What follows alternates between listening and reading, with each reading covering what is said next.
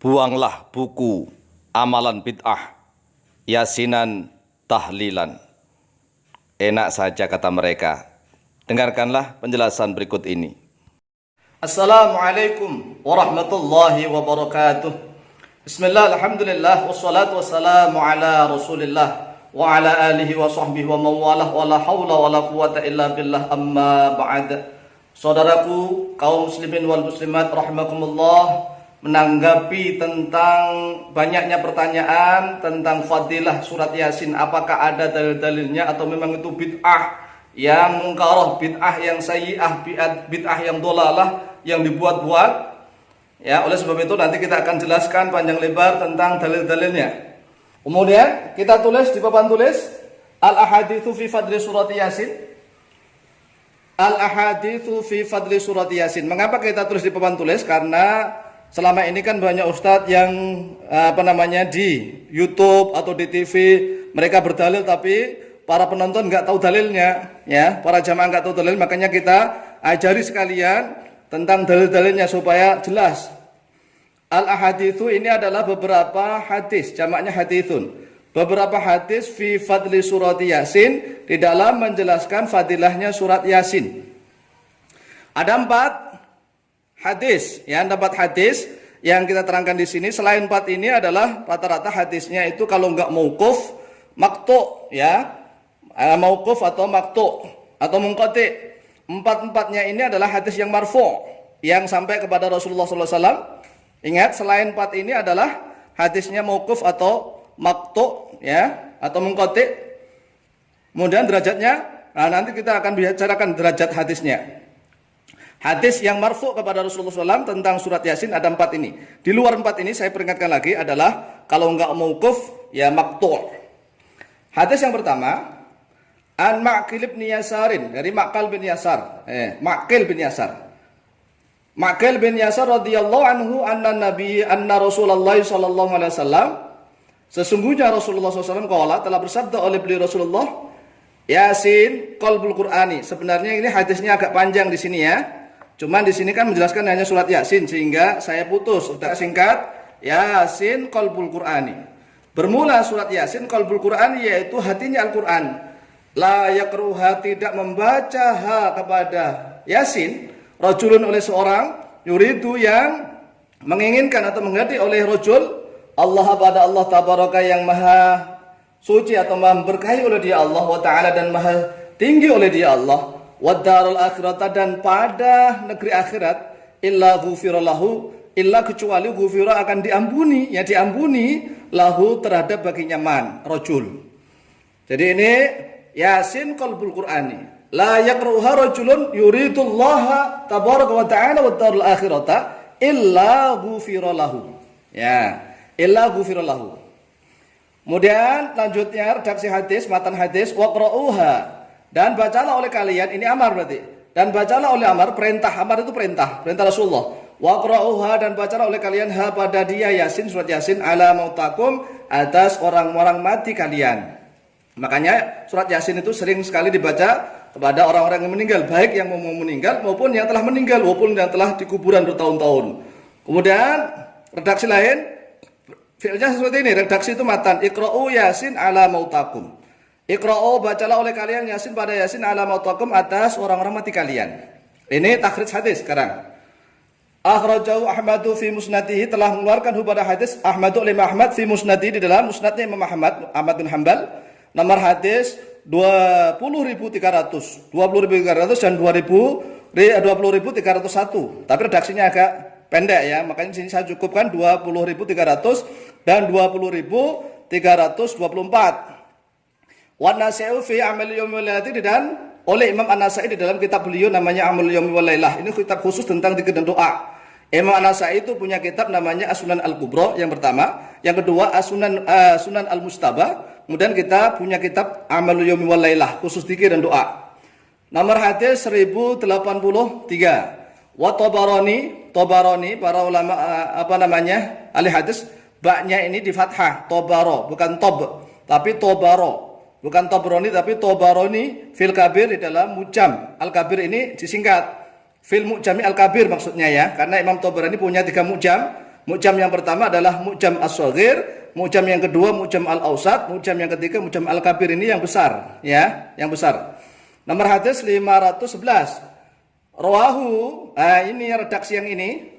Iqra'u Yasin ala mutaqum. Ini khusus diriwayatkan oleh Abu Dawud nomor hadis 3121 wa Ibnu Majah, dan oleh Ibnu Majah nomor hadis 1448.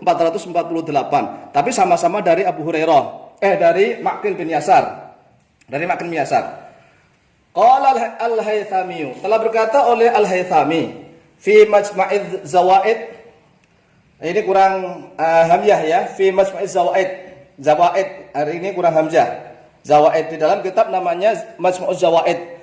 Kata beliau Al-Haythami, fihi, yaitu tetap di dalamnya hadis rawin. Bermula seorang rawi lam yusamma, yang tidak disebut namanya.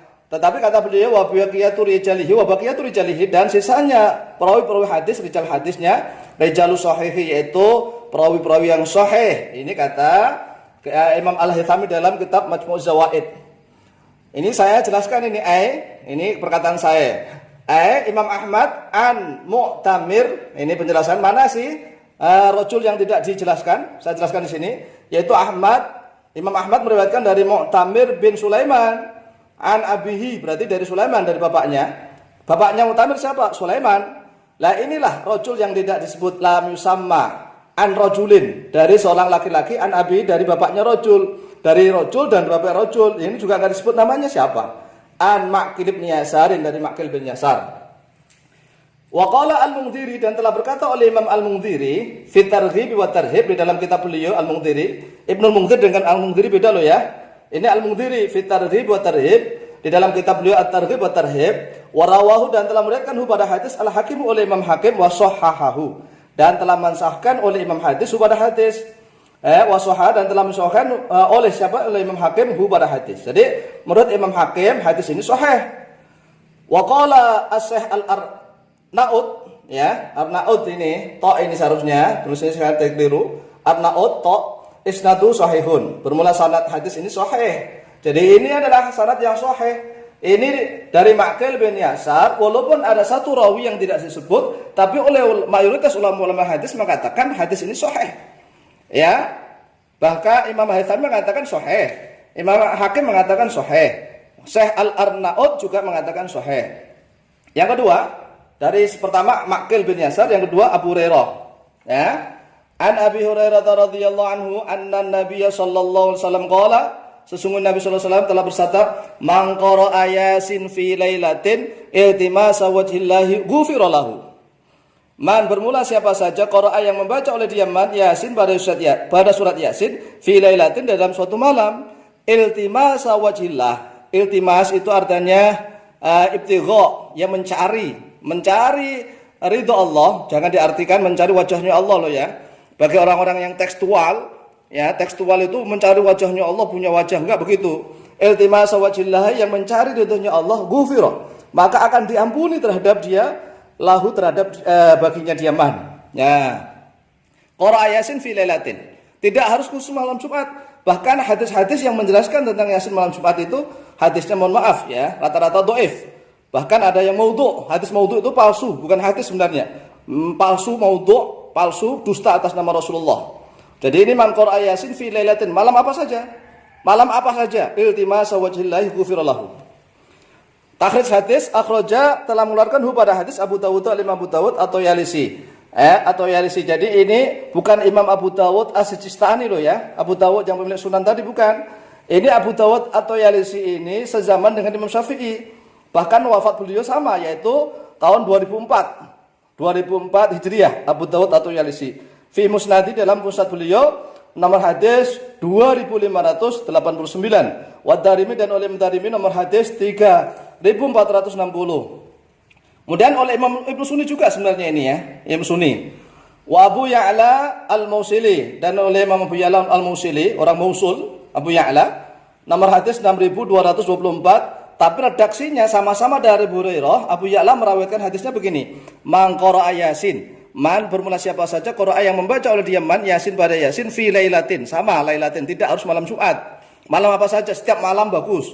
Fi lailatin, dalam suatu malam, nakirah ini, asbaha, maka masuk waktu pagi oleh dia man, maghfuran, yaitu orang yang diampuni lahu terhadap baginya man. Ya. Kemudian yang ketiga, hadis an Anasin. Saya ingatkan, yang pertama adalah dari Ma'qil bin Yasar, yang kedua dari Abu Hurairah, yang ketiga dari Anas bin Malik. Radhiyallahu anhu qala Nabi sallallahu alaihi wasallam, inna likulli syai'in qalban. Sesungguhnya bagi tiap-tiap sesuatu qalban, hati. Wa qalbul Qur'ani, bermula hatinya Al-Qur'an Yasin, yaitu Yasin. Wa man qara'a Yasin, dan bermula siapa saja qara'a yang baca oleh dia man Yasin pada surat Yasin, kataba, maka akan menulis oleh Allah lahu untuk nyaman bi qiraatiha, dengan sebab qiraahnya man pada Yasin, qiraat Al-Qur'ani, pada membaca Al-Qur'an, asyra marratin, sebanyak 10 kali. Ya. Akhraja, telah mengeluarkan pada hadis At-Tirmidzi oleh Imam Tirmidzi nomor hadis 2887.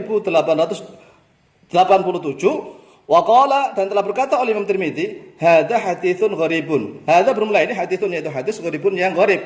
Hadis gharib itu hadis yang dalam satu sanadnya ada satu rawi yang aneh, la na'rifuhu, kata Imam Tirmidzi. Yang anehnya segimana ini loh. Membaca surat Yasin sekali saja, Allah menetapkan dengan sebab bacaannya itu pada bacaan Quran 10 kali. Masa baca ke Yasin sekali saja 10 kali. Nah, ini yang menjadi redaksi yang disangsikan, ya. Tetapi untuk fadhailul a'mal silahkan.